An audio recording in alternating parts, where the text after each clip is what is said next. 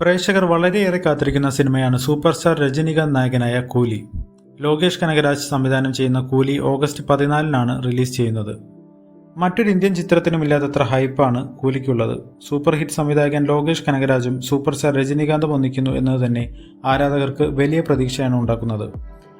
അതിനോടൊപ്പം ബാക്കി കാസ്റ്റിംഗ് കൂടി കേട്ടുകഴിഞ്ഞാൽ ഏതൊരു പ്രേക്ഷകനും കോരിത്തരിച്ചു പോകും.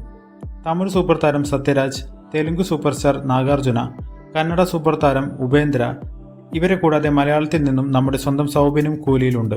തന്നെ ഇതുവരെ കാണാത്ത രീതിയിലാണ് ലോകേഷ് ഈ ചിത്രത്തിൽ അവതരിപ്പിക്കുന്നത് എന്ന് നാഗാർജുന ഒരു ഇന്റർവ്യൂവിൽ പറയുകയുണ്ടായി.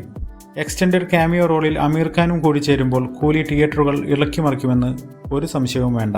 ഒരു ഔട്ട് ആൻഡ് ഔട്ട് രജനികാന്ത് സിനിമയിൽ അഭിനയിക്കാനുള്ള ആഗ്രഹം കൊണ്ട് കഥ കേൾക്കുന്നതിന് മുമ്പ് തന്നെ താൻ സിനിമയ്ക്ക് ഓക്കെ പറഞ്ഞതായി അമീർ ഖാൻ ഒരു ഇന്റർവ്യൂവിൽ പറയുന്നു.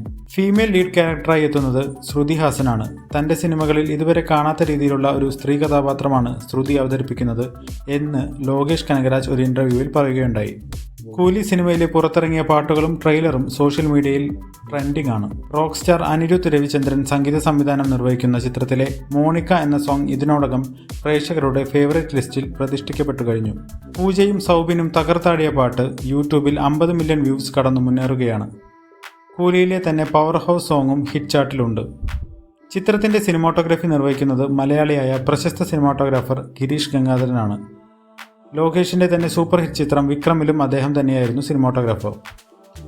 ഹാർബറിനോട് ചേർന്ന് നടക്കുന്ന കഥയിൽ വയലൻസ് യാതൊരു തരത്തിലും കോംപ്രമൈസ് ചെയ്തിട്ടില്ല എന്ന് ലോകേഷ് പറയുന്നു. ചിത്രത്തിന് A സർട്ടിഫിക്കറ്റാണ് ലഭിച്ചിട്ടുള്ളത്.